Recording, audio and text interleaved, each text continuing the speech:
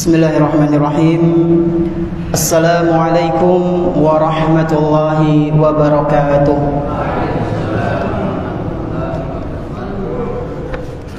Alhamdulillahirabbil alamin. Wassalatu wassalamu ala nabiyyina Muhammadin wa ala alihi wa ashabihi wa man tabi'ahum bi ihsanin ila yaumiddin. Ashhadu an la ilaha illallah wahdahu la syarika lah wa ashhadu anna Muhammadan abduhu wa rasuluhu la nabiyya ba'dah. Alhamdulillah, segala puji hanya milik Allah Subhanahu wa taala, di mana Dia telah memberikan kepada kita semuanya nikmat yang begitu banyak. Dan di antara kenikmatan-kenikmatan yang telah Allah Subhanahu wa taala berikan kepada kita semua, yaitu berupa nikmat iman, nikmat Islam, nikmat sehat, nikmat kita bisa menghadiri majelis ta'lim di salah satu rumah-rumah Allah Subhanahu wa taala yang kita cintai ini. Kita berharap kepada Allah Tabaraka wa taala, semoga apa yang kita pelajari pada kesempatan malam yang berbahagia kali ini bisa kita amalkan dalam kehidupan sehari-hari dan bisa menjadi pemberat amal soleh kita nanti di hari kiamat. Allahumma amin. Tak lupa pula salawat dan salam semoga senantiasa tercurah limpahkan kepada Nabi kita yang tercinta, Nabi Muhammad sallallahu alaihi wasallam, beserta para keluarganya, para sahabatnya dan umatnya yang senantiasa mengikuti sunnah-sunnah beliau hingga hari akhir nanti. Jamaah Masjid Nurul Huda, bapak-bapak, ibu-ibu, rahimani wa rahimakumullah. InsyaAllah pada kesempatan malam yang semoga diberkahi oleh Allah Azza wa Jalla kali ini, kita akan melanjutkan pembahasan fikih kita. Dan kita masih berada di pembahasan benda-benda najis ya. Dan insyaallah ini pembahasan terakhir mengenai benda-benda najis, Pak. Besok kita akan masuk ke ibadah insyaallah. Dan seperti biasa, sebelum kita melanjutkan, sedikit murojaah ya, mengulang apa yang telah kita bahas di pertemuan telah lalu. Ini ada 2 hadiah Al-Quran ya. Jadi pertanyaannya ya mandan mandan apa? Insyaallah ya angel banget lah ya, angel enggak angel banget. Monggo. Niki kan ada 2 nggih wonten kalih. Berarti sing setunggal bapak-bapak, sing setunggal ibu-ibu kados niku? Nggih. Tapi nek misale bapak-bapak mboten enten sing jawab, nggih ibu-ibu kabeh. Pertanyaan pertama,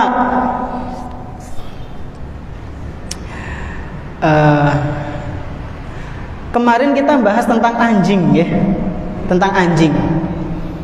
Anjing itu ada para ulama ya, yang mengatakan ya, ada 3 pendapat kan kemarin.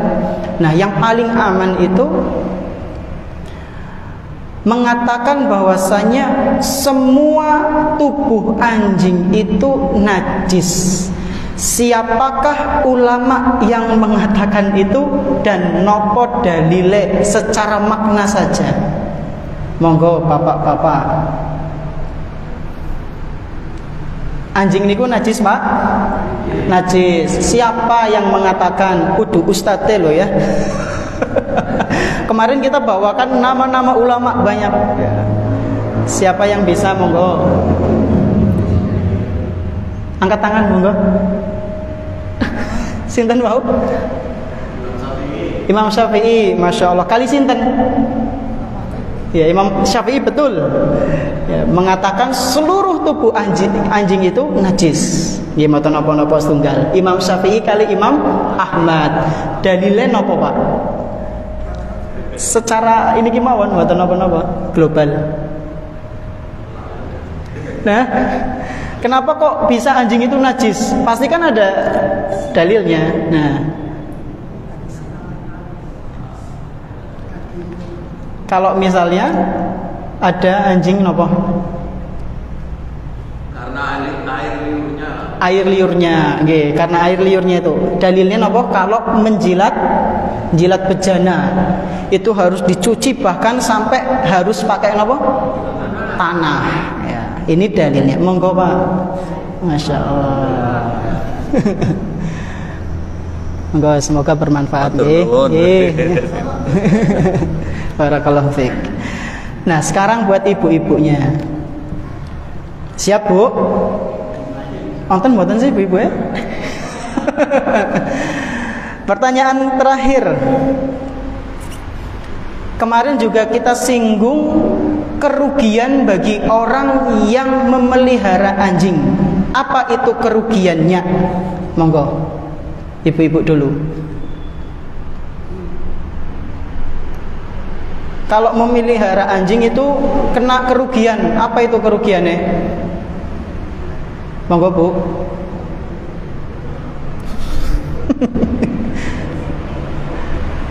Kesupen. Nyerah, Bu. Manten mboten?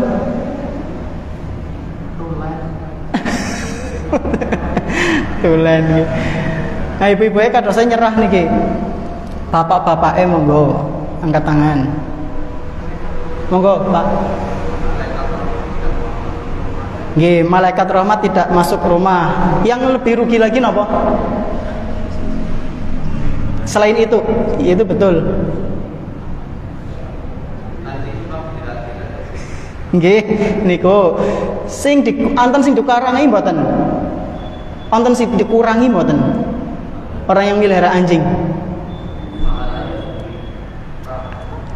Pahalanya dikurangi mboten? Nggih, pinten? Seprapat, setengah, seliter. Pinten, Pak? 2 kilo. 2 kilo. 1 kirot. Nggih, kirot niku ukuran pinten? Gunung Uhud besar lah. Intinya gunung besar. Monggo. Boten apa-apa jenengan. Masya Allah. Barakallahu fiik. Nah, itu mengenai sedikit pembahasan kemarin bahwasanya nggih sambil mboten napa-napa. Yang penting sudah angkat tangan. Nggih. Nggih, sami-sami. Barakallahu fiik. Nah, itu mengenai pembahasan tentang anjing di pertemuan kemarin.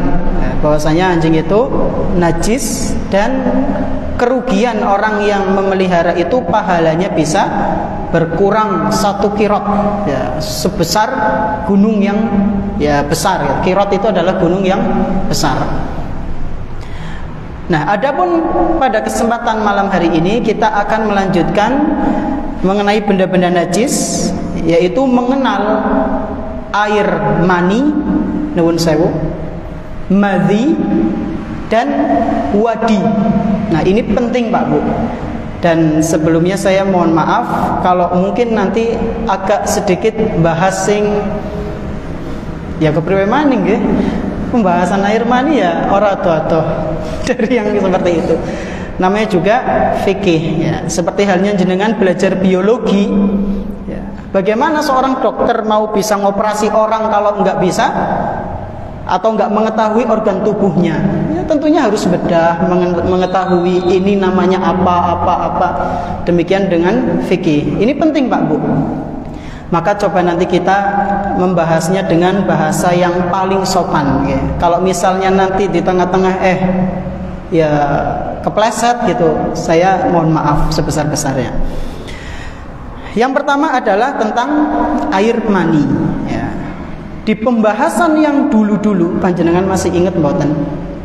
Itu ada kaidah yang mengatakan setiap yang keluar dari lubang depan dan belakang itu hukumnya najis. Ya. Kullu ma'i'in kharaja minas sabilaini najisun. Setiap air, setiap kotoran yang keluar dari 2 lubang, 2 jalan, yaitu kemaluan depan dan dubur, maka yang keluar itu adalah najis. Cuma ada pengecualian. Apa itu Ustaz? Illal mani, kecuali air mani. Dan ini adalah pendapatnya Imam Syafi'i, Imam Ahmad, Syekhul Islam Ibnu Taimiyah, dan ulama yang lain. Mereka berpendapat bahwasanya air mani itu tidak najis. Napa hukumnya? Air mani tidak najis. Nah, ini penting. Kita harus bisa membedakan mana mani, mana madhi, mana wadi. Kenapa harus bisa membedakan? Karena hampir mirip tapi hukumnya beda-beda. Ada yang harus mandi, ada yang cukup untuk wudhu saja. Cukup disucikannya pakai wudhu. Nah, ini harus kita ketahui bersama. Jangan sampai yang keluar air mani nanti dihukuminya air madhi, atau air wadi dihukuminya air mani. Nah, ini kebolak-balik, repot ya. Yang pertama adalah air mani. Ciri-cirinya bagaimana? Harus tahu. Air mani ini, nuwun sewu, cairannya berwarna putih keruh ya. Putih tapi napa? Keruh. Berarti orang bersih ya. Putih keruh, agak keruh-keruh sedikit gitu. Dan juga memiliki sifat padat. Nah, seringkali air mani ini keluar diiringi dengan syahwat dan juga rasa nikmat ya. Selain itu, air mani memiliki bau yang khas ya. Baunya apa? Khas. Kalau baunya seperti ini nggak mungkin, kecuali ini air mani. Jadi memiliki bau yang sangat khas. Dan orang itu biasanya mengeluarkan air mani, maaf, dikarenakan dia berhubungan badan atau mimpi basah atau lewat jalan yang haram. Napa? Yaitu olahraga tangan ya. Nun sewu. Itu nggak boleh. Nah, kalau keluar ya harus disucikan. Nanti ada pembahasannya. Ini mengenai ciri-ciri atau sifat dari air mani. Napa Pak Bu? Putih ya, agak keruh, padat, dan memiliki bau yang khas. Insya Allah panjenengan sudah paham semua lagi. Kayak gini kan agak repot kalau diajarkan ke anak SD, SMP gitu. Takutnya bingung mereka. Nah, kalau panjenengan insya Allah sudah pada paham, jadi secara ini aja. Kemudian hukumnya bagaimana? Ya, tadi pengertian, sekarang hukumnya. Air mani hukumnya adalah suci. Air mani apa? Hukumnya suci. Dan ini tadi sudah disampaikan pendapatnya Imam Asy-Syafi'i rahimahullah, dan juga salah satu pendapat dari Imam Ahmad. Dalilnya apa Ustaz? Kan harus ada dalilnya. Dalilnya dalam sebuah hadis yang dibawakan oleh Imam Muslim, ada juga dalam riwayat Imam Ahmad ya, yang menunjukkan bahwasanya air mani itu suci ya. Jangan sampai salah lagi. Diceritakan oleh Alqamah dan Al-Aswad, mereka berdua mengisahkan anna rajulan nazala bi'Aisyata. Suatu hari pernah ada seseorang, dia singgah di rumahnya Aisyah radhiyallahu anha. Fa asbaha yaghsilu thawbahu. Maka ketika di keesokan harinya, laki-laki ini mimpi basah ternyata, sehingga dia mencuci pakaiannya, dicuci semua ya. Nah, ketika itu Aisyah melihat apa yang dilakukan oleh laki-laki ini. Faqalat Aisyatu innama kana yujzi'uka in ra'aitahu an taghsila makanah fa in lam tara nadahta haulahu. Wahai fulan, kalau kamu tadi malam itu mimpi basah, yang kamu lakukan itu bukan seperti ini, bajunya dicuci semua, bukan. Cukup bagi kamu kalau melihat di bagian air mani itu di bagian pakaian ada air mani, cukup yang dicuci itu saja. Misal kita bangun, kemudian kita melihat bekas air mani kita yang dari mimpi basah ataupun bukan, itu di tengah-tengah celana. Maka kata Aisyah, yang dicuci itu bagian tengah saja cukup. Cukup di situ saja. Yang lainnya nggak usah, nggak apa-apa, di situ saja. Terus kalau misalnya nggak ngeliat, air maninya itu nggak kelihatan karena sudah kering, Fa in lam tara nadahta haulahu, maka cukup bagimu percikan tempat yang kira-kira itu tempatnya, tempat bekas air mani dipercik. Misalnya jenengan ngira-ngira, oh kayaknya sih nanggana, percikin dengan percikan yang cukup, air yang cukup. Walaqad ra'aituni afruquhu min saubi Rasulillah sallallahu alaihi wasallam farkan fayusalli fihi. Sungguh dahulu aku itu, kata Aisyah, pernah melihat ada bekas air mani yang sudah kering yang di pakaiannya Rasulullah sallallahu alaihi wasallam. Kemudian aku kerik sama Aisyah, dikerik dengan kukunya, dibersihkan. Masih ada ngecap sedikit, dan pakaian itu dipakai untuk sholat oleh Rasulullah sallallahu alaihi wasallam. Ini dalam riwayat Imam Muslim.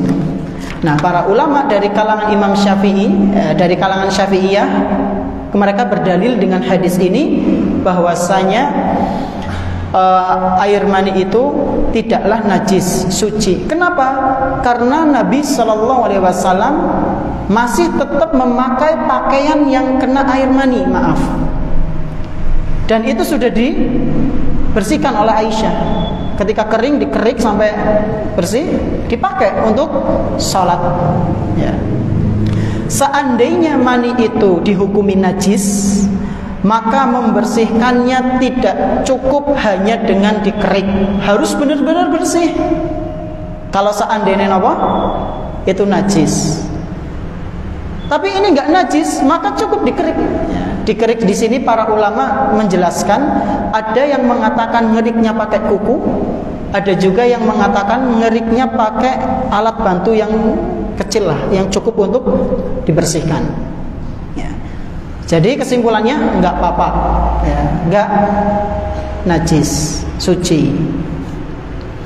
Ini mengenai air mani. Kemudian cara bersucinya, meskipun air mani itu tidak najis, Pak Bu, air mani itu suci, tapi tetap wajib bersuci, yaitu mandi. Jadi orang yang mengeluarkan air mani, maka dia harus mandi besar, harus mandi janabah. Dalilnya apa, Ustadz? Dalilnya dalam hadis riwayat Imam Muslim, hadis sahih riwayat Imam Muslim. Sebuah cerita, Jadi ketika itu Abu Sa'id Al-Khudri radhiyallahu anhu akan pergi ke Kuba pada hari Senin bersama dengan Rasulullah sallallahu alaihi wasallam. Pas di perjalanan sampai di kabilah Bani Salim, sampai di kabilah Bani Salim, dan di kabilah itu ada salah satu rumahnya sahabat Nabi yang bernama Itzban bin Malik Al-Ansari. Siapa namanya? Itzban bin Malik Al-Ansari. Nah, Nabi berhenti di situ, berhenti di depan pintu rumahnya Itzban. Itban, pakai ain. Pas sudah berhenti, Nabi memanggil Itban dengan panggilan yang cukup keras, ngundang ya. Ya walau alam apakah panggilannya manggil nama atau oi gitu. Walau alam. Intinya disebutkan dengan suara yang cukup keras. Ya mungkin Itban, ta'al. Itban, ayo sini, keluar bentar. Nah, ketika Nabi lagi memanggil seperti itu, tiba-tiba Itban langsung keluar rumah, nyincing sarung. Bergegas langsung keluar, Masya Allah. Jadi baru manggil Itban gitu, langsung pintunya buka, bergegas sambil nyincing sarungnya. Labbaik ya Rasulullah, aku penuhi panggilanmu wahai Rasul. Ketika Rasulullah SAW melihat Itban yang kayaknya lagi keburu-buru gitu sambil nganu sarung, Rasulullah pun mengatakan, ajalnar rajula, aduh, kita telah membuat seseorang terburu-buru. Jadi Itban ini maaf lagi berhubungan badan. Dipanggil sama Rasul langsung mandek nemui Rasul. Mulakna sarungan tok Pak Bu ya. Sarungan tok. Lalu Itban pun berkata kepada Rasulullah sallallahu alaihi wasallam, "Ya Rasulullah, ara'aita ar-rajula yu'jalu 'an imra'atihi wa lam yumni, madza 'alaihi?" Wahai Rasul, bagaimana pendapatmu mengenai seseorang yang sedang berhubungan badan, maaf, dengan istrinya, namun belum mengeluarkan maninya karena terburu-buru ada suatu urusan? Apakah dia wajib mandi besar atau tidak? Ya. Jadi Itban ini, maaf sekali lagi Pak Bu, sedang berhubungan badan dengan istrinya. Dengar suaranya Nabi SAW, Itban, langsung dibuka pintunya. Udah pakai baju lah, terus tapi masih nyincing sarung ya. Kemudian dia tanya seperti itu. Maka Rasulullah SAW menjawab, innamal ma'u minal ma'. Sesungguhnya mandi wajib itu hanya berlaku bagi orang yang keluar mani. Berarti kalau, maaf nggih, saya harus banyak-banyak menyebutkan maaf nih, nun sewu. Kalau misalnya ada orang berhubungan badan tidak keluar air mani, maka tidak mandi, nggak apa-apa. Dalilnya apa ini? Kata Rasulullah SAW, mandi wajib itu hanya berlaku bagi orang yang mengeluarkan mani. Jadi kalau tidak ya berarti tidak. Nah, ini sebagai dalil bahwasanya orang yang bermimpi basah, orang yang berhubungan badan sama pasangannya, kemudian keluar air mani, dia harus mandi besar. Harus apa? Mandi janabah, mandi besar ya. Jangan sampai tidak diketahui yang seperti ini ya. Ini mengenai air mani. Ustaz, apakah ini berlaku bagi wanita juga? Jawabannya berlaku. Karena ngapunten ya, wanita itu juga mengeluarkan mani ya. Cuma warnanya berbeda. Ciri-cirinya ya, antara mani laki-laki dan perempuan, kata Rasulullah SAW, ma'ur rajuli abyadu wa ma'ul mar'ati asfar. Kalau air maninya laki-laki itu putih, tapi kalau perempuan itu agak kekuning-kuningan. Dan wanita juga harus mandi besar ya. Ini dalam hadis riwayat Imam Bukhari, ketika sahabiat bertanya kepada Rasulullah SAW, yaitu mengenai mimpi basah ya, bagi wanita. Bahwasanya Ummu Sulaim ini pernah mendatangi Rasulullah SAW, lalu bertanya, ya Rasulullah, innallaha la yastahyi minal haq. Wahai Rasul, sesungguhnya Allah Subhanahu wa ta'ala itu tidak malu untuk menjelaskan kebenaran. Kalau namanya kebenaran itu ya dijelaskan, jangan ditutup-tutupi atau bahkan sampai dihilangkan, jangan. Atau sesuatu yang mungkin agak sensitif, maaf, atau sesuatu yang mungkin agak ke hal-hal pribadi, tapi kalau misalnya butuh penjelasan, maka tanyakan, ya, tanyakan. Kenapa kalau nggak ditanyakan? Biasanya nanti permasalahan yang kita dapatkan akan diikut campuri sama setan, ya, akan diikut campuri. Ya. Jadi kalau misalnya jenengan ada permasalahan agama itu dan jenengan atau kita nggak memiliki bekal untuk menyelesaikan masalah itu, ilmu agama yang cukup belum memiliki, tanyakan sama ahlul dzikr, sama ahlul ilmi, ya. Orang yang menurut panjenengan itu ilmunya mumpuni gitu. Jangan stop selesaikan dewek lah, isi nek takon jangan, ya. Nah ini bayangkan Pak Bu, seorang wanita Ummu Sulaim, istrinya Abu Talhah radhiyallahu anhu, mendatangi Rasulullah sallallahu alaihi wasallam lalu bertanya, "Wahai Rasul, hal 'alal mar'ati min ghuslin idza hiya talamat?" Wahai Rasul, apakah wanita itu harus mandi besar jika dia bermimpi basah? Maka kata Nabi sallallahu alaihi wasallam, "Na'am." Iya. Idza ra'atil ma, jika dia melihat air maninya. Jadi harus tetap mandi, mandi besar. Ya. Ini mengenai air mani Pak Bu. Ciri-cirinya apa? Putih, agak keruh, kemudian apa malih?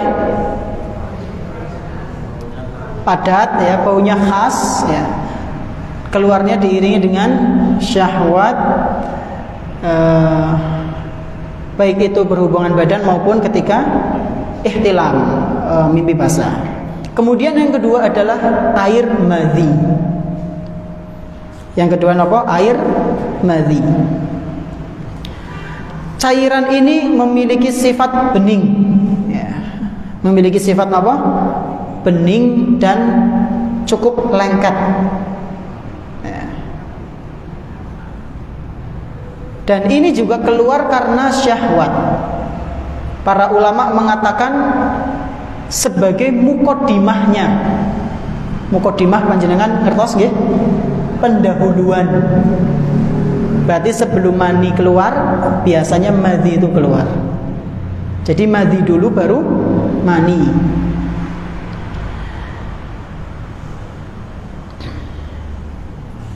Berbeda halnya dengan air mani. Madhi ini keluarnya tidak memancar, maaf, ya. Jadi maaf nggih, seperti wong ngiler napa nggih. Metune mandan alon gitu. Dan ini hukumnya najis, Pak Bu. Ya, hukumnya napa? Najis. Dan air ini tidak membuat orang itu lemes. Kalau air mani tadi membuat orang itu lemas. Kalau air madhi tidak membuat orang itu lemas. Dan sebagian ulama mengatakan terkadang madhi ini keluar tanpa dirasakan. Nah ini bahaya, ya. Nuwun sewu, tergoda oleh setan, akhirnya mbayangna sing ora-ora, wis mbayangna rampung, nggak kerasa ternyata madhinya keluar, sholat. Nah itu berarti dia sholat dalam keadaan ada najis di celananya. Jadi nggak usah mikir yang ngeres-ngeres, ya, repotnya seperti itu. Kadang ada yang dirasa, kadang juga ada yang tidak terasa. Hukumnya wau apa? Najis, ya. Jadi kalau terkena pakaian, terkena celana atau baju atau badan harus dicuci, ya, dibilas pakai air. Apakah mandi juga Ustaz? Tidak. Wudu. Napa? Wudu. Cukup dengan wudu, nggak pakai mandi. Dalilnya apa Ustaz? Dalilnya dalam sebuah hadis yang diriwayatkan oleh Imam Muslim. Hadisnya sahih nggih. Dari Ali bin Abi Thalib radhiyallahu anhu. Ali bin Abi Thalib ini mengatakan, kuntu rajulan madzaan. Aku ini dulu adalah seorang laki-laki yang madzaan itu apa? Sering banget madhinya keluar. Jadi Ali itu adalah seorang laki-laki yang sering banget madhinya keluar. Dan aku sebenarnya pengen menanyakan masalah ini ke Rasulullah SAW, tapi aku malu. Kenapa malu? Karena istriku adalah putrinya. Sinten istrinya? Fatimah.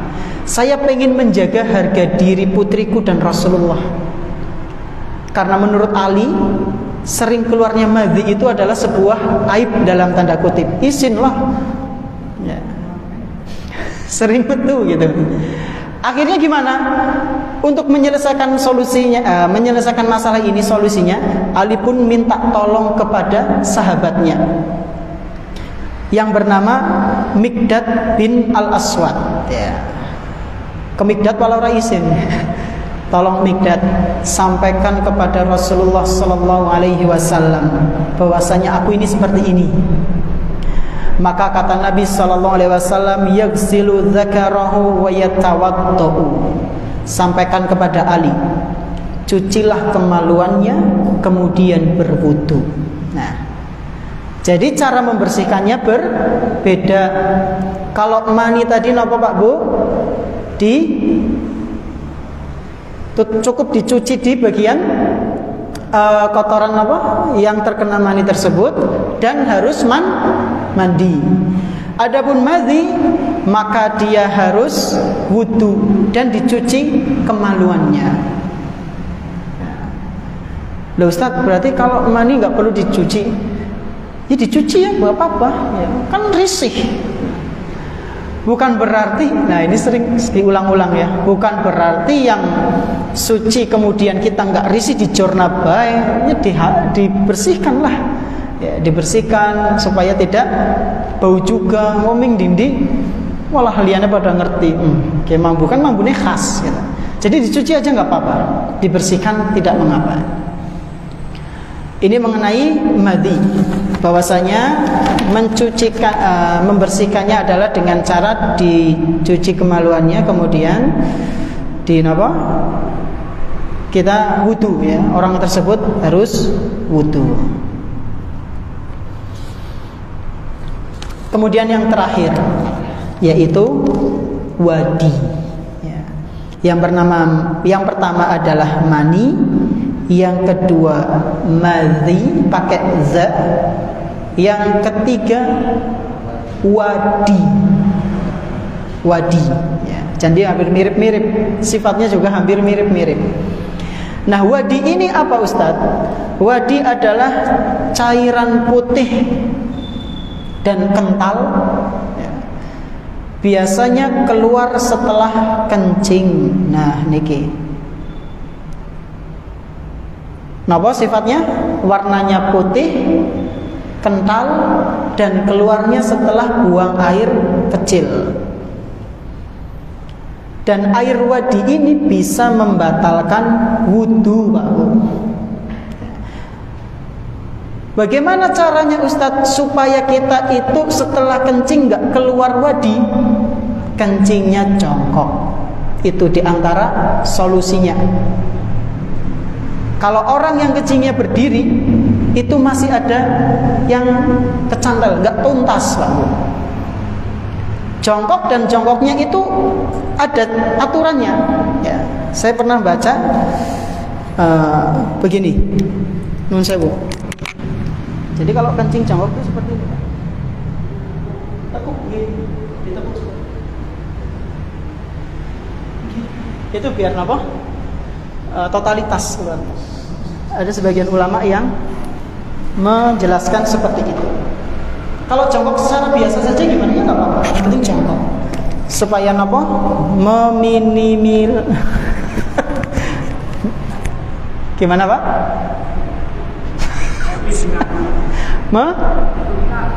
Minimalisir, ya. Mencegah keluarnya madi, keluarnya wadi, ya.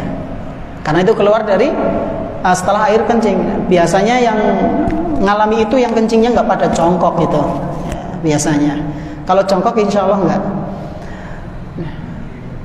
Kemudian kalau misalnya jenengan nuwun sewu setelah kencing, lalu ada perasaan pengen mengeluarkan lagi, ditunggu aja sebentar.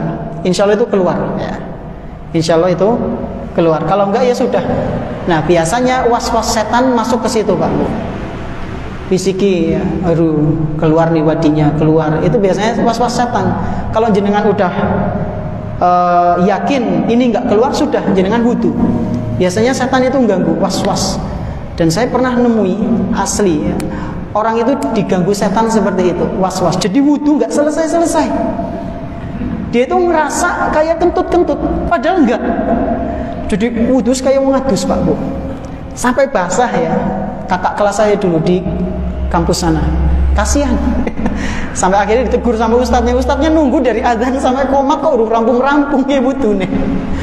Nah nanti khawatirnya jenengan kok diganggu kayak gitu was-was, udah abaikan saja. Kalau jenengan sudah yakin ini bukan, ya. Itu karena kadang setan kan ganggu, ya. Kayak kentut apa enggak, ya. Batal apa enggak, jenengan butuh saja. Inilah pendapatnya Abdullah bin Abbas, bahwasanya wadi itu najis dan harus disucikan dengan cara berwudu, ya. Mungkin ini yang bisa kami sampaikan, kurang lebihnya mohon maaf. Insyaallah di pertemuan akan datang kita masuk ke fikih ibadah. Benda-benda najis sudah selesai. Terima kasih atas perhatiannya. Subhanakallahumma bihamdik asyhadu an la ilaha illa anta astaghfiruka wa atubu ilaik. Wassalamualaikum warahmatullahi wabarakatuh.